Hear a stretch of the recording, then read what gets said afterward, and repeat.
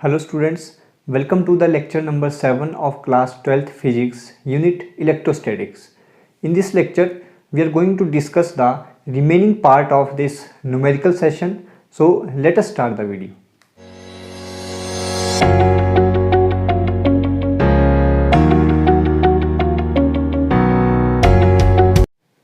So this was the question given to you in the homework in the previous lecture. I am going to solve this question here.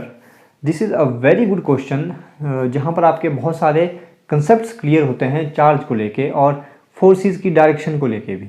Question कुछ इस तरह से पूछा गया था कि तीन चार्जेस थे जो इक्विलेटरल ट्रायंगल के कॉर्नर पर प्लेस थे ए बी सी पर +2 microcoulomb, -3 microcoulomb and -3 microcoulomb charges equilateral triangle पे प्लेस थे। साइड्स दे रखी थी 20 सेंटीमीटर। हमसे पूछा गया था what should be the sign and magnitude of charge to be placed at point M of side BC so that charge at A remains in equilibrium। कि इस M पर हम कितने मैग्नीट्यूड का और किस साइन का चार्ज रखें, पॉजिटिव रखें या नेगेटिव रखें, so that the charge on A remains in equilibrium. मैंने आपको लास्ट लेक्चर में भी बताया था इक्विलिब्रियम का मतलब ये है कि जो चार्ज एट A है ये कोई भी फोर्स फील ना करे।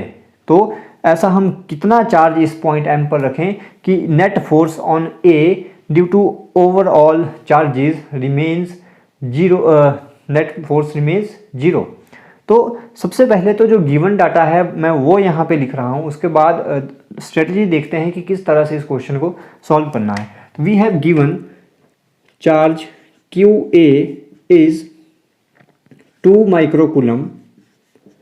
अगर ऐसा यूनिट में कन्वर्ट करें तो it will become 2 × 10⁻⁻6 coulomb. Charge at point B is -3 microcoulomb which is equal to -3 × 10⁻⁻6 coulomb. Charge at C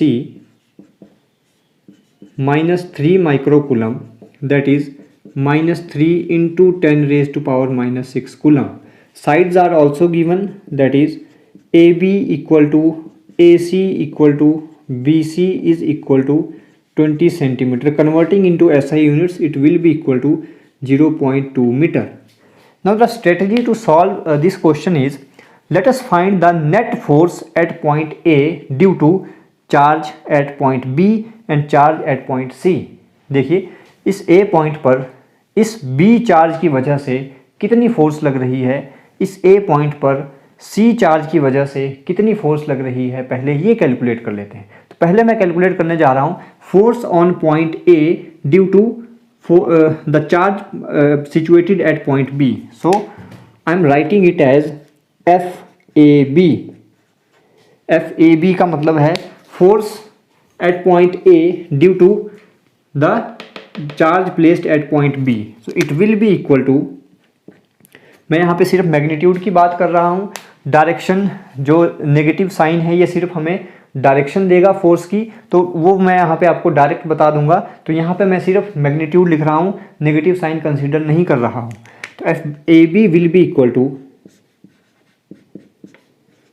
1/4πε0 Q1 Q2 upon R²। Placing the values, 1/4πε0 is 9 × 10⁻⁹। Q1 is 2 × 10⁻⁻6 into Q2 is 3 × 10⁻⁻6 divided by R²। R is 0.2 का square। After calculating we will get this FAB as 1.35 Newton. This is the magnitude of force experienced by the charge +2 microcoulomb which is situated at point A due to the charge placed at point B having magnitude -3 microcoulomb. So this is the magnitude of force. Now what will be the direction?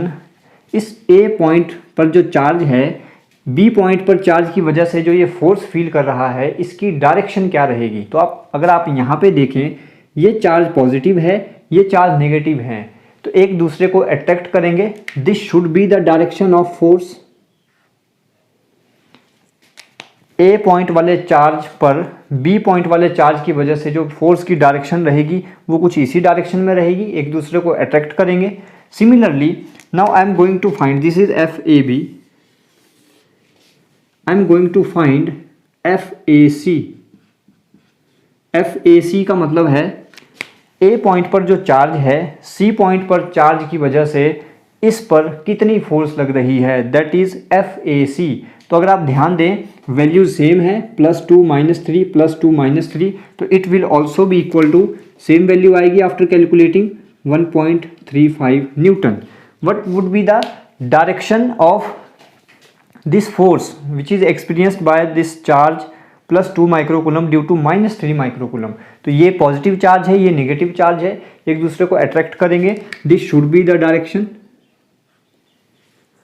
So this is F A C. ये हमने अभी तक निकाल लिया जितने charges हमारे पास given थे उनकी वजह से ए पॉइंट पर कितनी फोर्स लग रही है। अगर आपको पता होगा इक्विलेटरल ट्राइंगल के ये वाले एंगल 60 डिग्रीज होते हैं।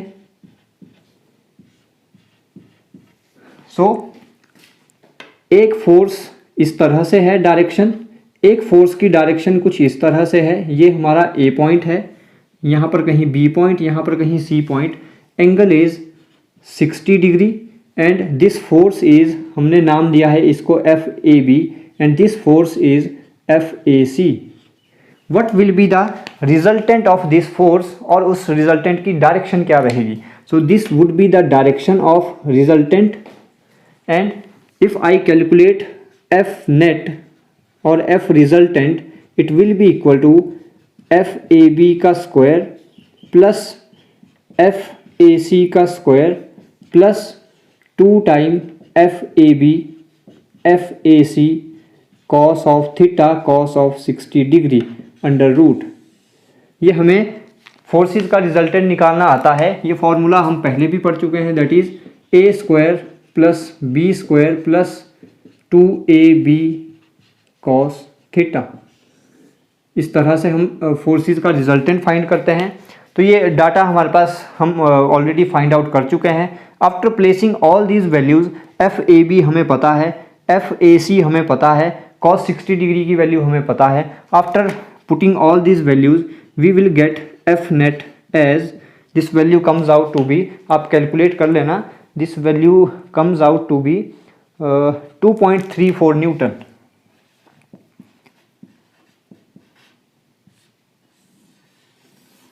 सो अगर मैं इसी डायग्राम में आपको दिखाऊं तो ये फोर्स कुछ इस डायरेक्शन में लग रही है 2.34 न्यूटन, यानी इन दोनों चार्जेस की वजह से ये चार्ज कुछ नीचे की तरफ एम पॉइंट की तरफ आना चाहेगा।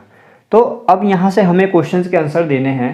पहला question, what should be the sign, जो पहले तो मैं ये वाला पार्ट यहाँ पे इरेज कर रहा हूँ। Before erasing please pause the video and note it down.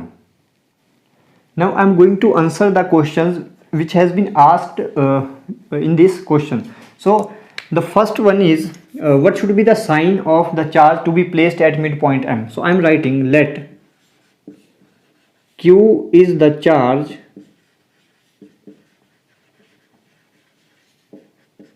to be placed at midpoint M so that charge at A remains in equilibrium.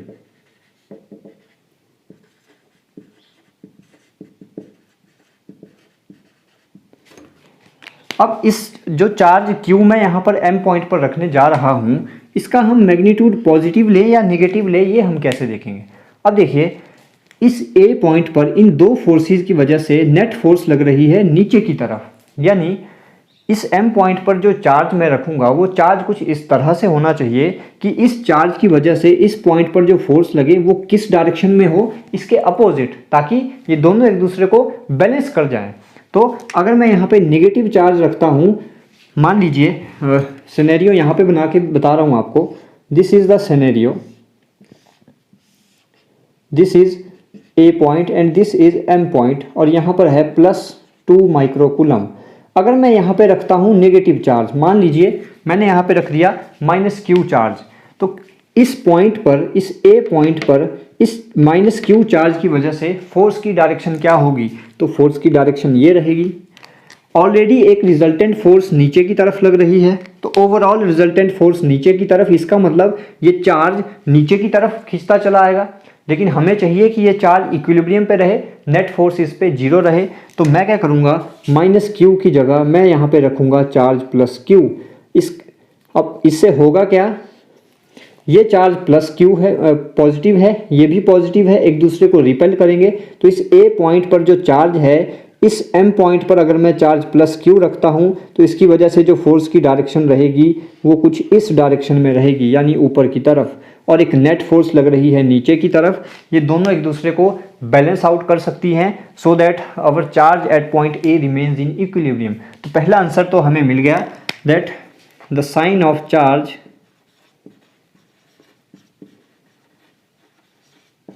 Should be positive. I hope आपको समझ आया होगा। अगर आपको डाउट रहता है तो आप कमेंट सेक्शन में कमेंट करके मुझे बताइएगा, ज़रूर आंसर करने की कोशिश करूँगा और बेटर तरीके से। तो ये तो हमने देख लिया कि इसका साइन होना चाहिए पॉजिटिव। अब दूसरा क्वेश्चन है, इस चार्ज +q का मैं मैग्नीट्यूड क्या लूँ, कितने मैग्नीट्यूड का चार्ज रखूँ कि ये जो चार्ज एट A है ये इक्विलिब्रियम में रहे। तो देखिए बहुत सिंपल है,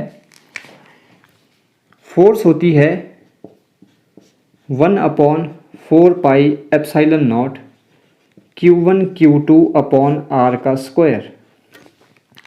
अगर जितनी फोर्स नीचे की डायरेक्शन में लग रही है, इतनी ही फोर्स अगर ऊपर की डायरेक्शन में भी लग जाए तो दोनों फोर्सेस बैलेंस हो जाएंगी। चार्ज हमारा जैसे है बिल्कुल वैसे ही रहेगा, ना तो ये नीचे आएगा ना ही ऊपर जाएगा।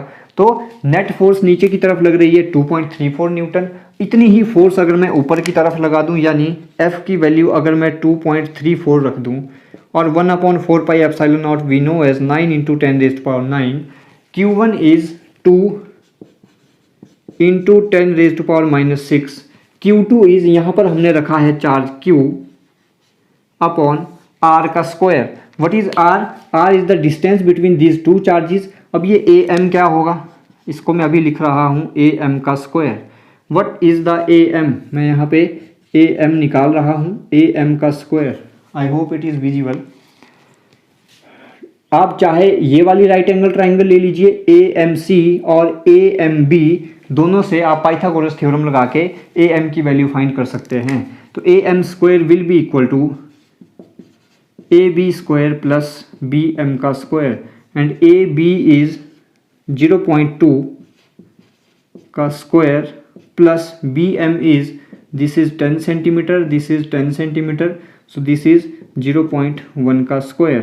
सो this value comes out to be, आप कैलकुलेट कर लेना, this value comes out as 0.1 into √3 meter, and after placing this value here you will get the value of Q as, the answer comes out as 0.39 into 10⁻⁻6 coulomb.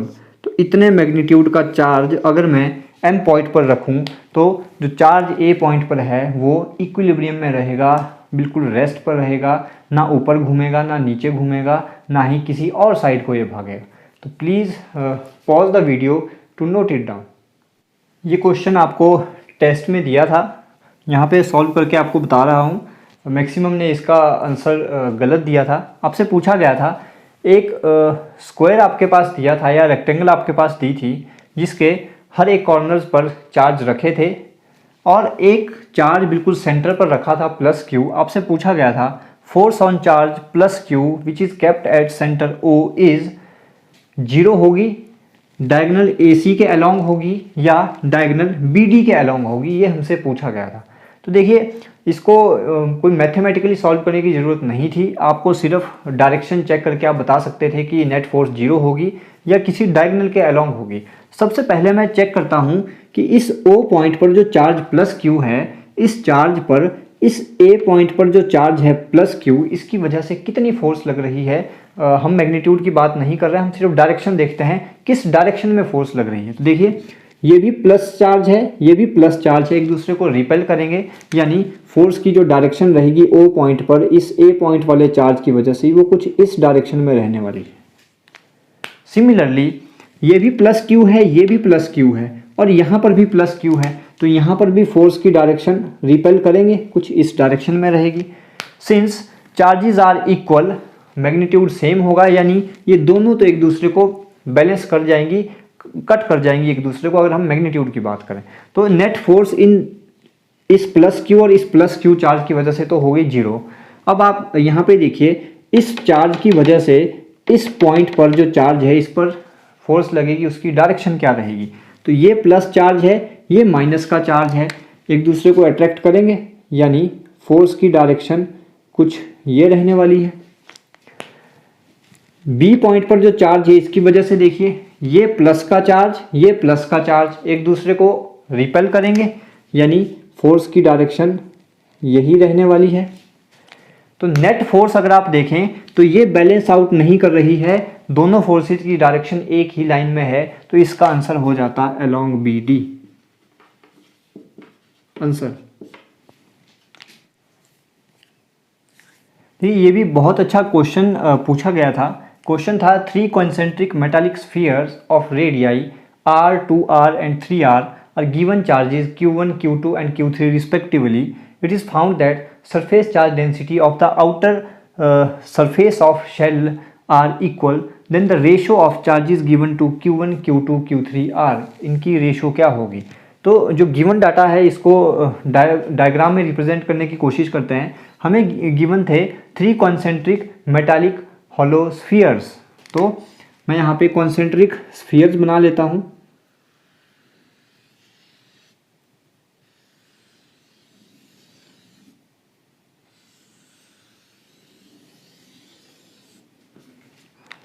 This is the centre.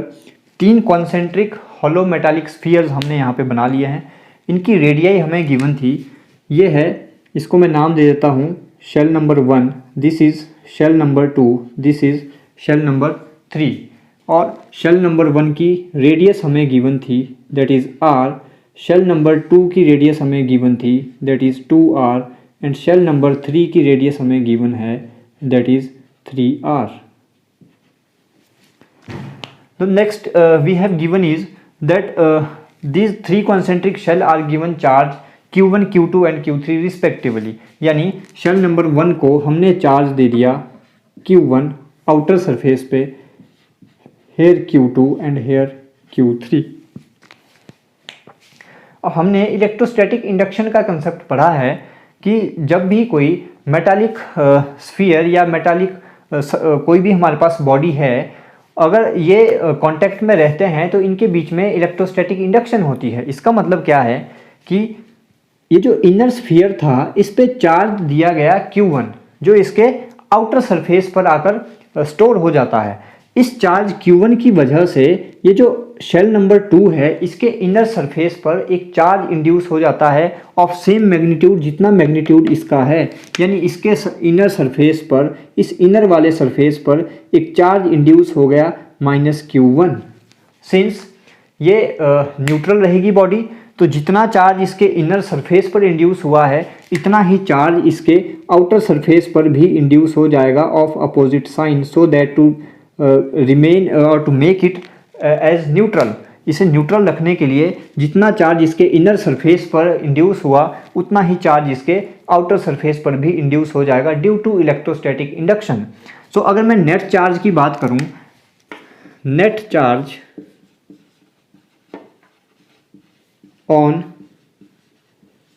Shell 1, तो shell 1 पर net charge कितना है that is q1, और मैं बात कर रहा हूं सिर्फ आउटर सरफेस की, not of inner surface. Similarly net charge on shell number 2, shell number 2 पर नेट चार्ज, फिर से मैं बात कर रहा हूं सिर्फ आउटर सरफेस की, आउटर सरफेस पर कितना नेट चार्ज इकट्ठा हो गया। तो देखिए एक तो प्लस q1 है आउटर सरफेस पर, और एक जो क्वेश्चन में गिवन था कि हमने दिया है q2, तो नेट चार्ज इस पे इकट्ठा हो गया Q1 plus Q2।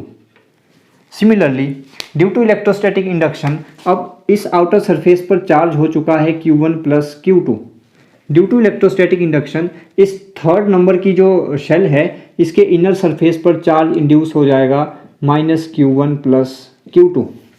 To make it neutral इतना ही चार्ज इसके आउटर सरफेस पर भी इंड्यूस होगा।